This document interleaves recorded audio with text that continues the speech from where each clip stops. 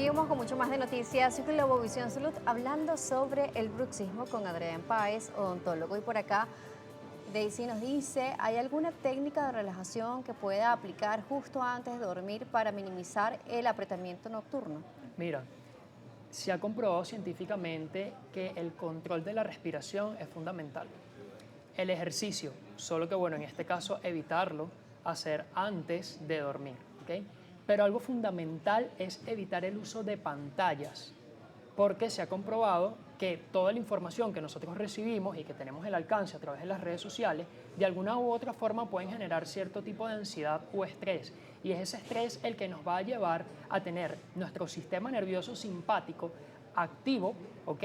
Lo cual va a ir precisamente estimulando la frecuencia cardíaca, aumentando la frecuencia cardíaca, la activación de los músculos y por ende un cerebro despierto cuando en teoría debería estar descansando.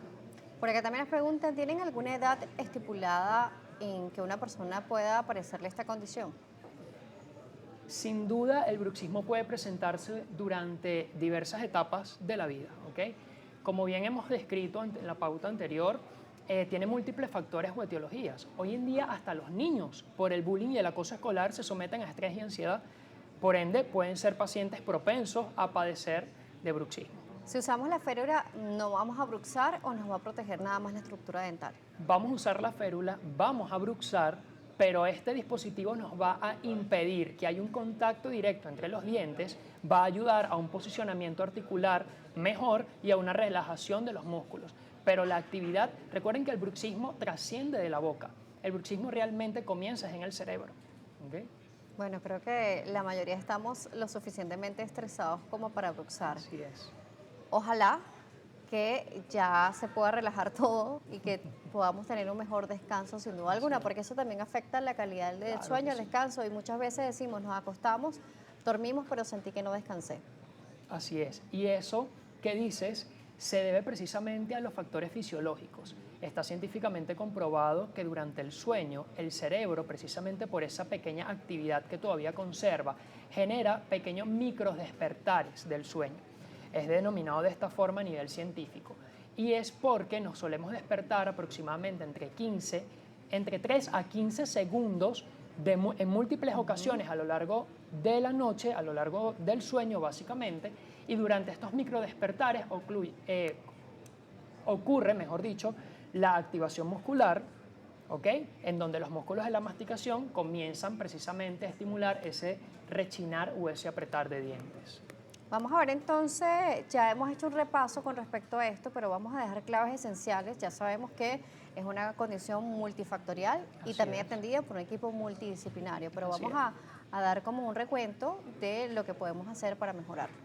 Mira, lo primero, hacerse consciente, ¿ok?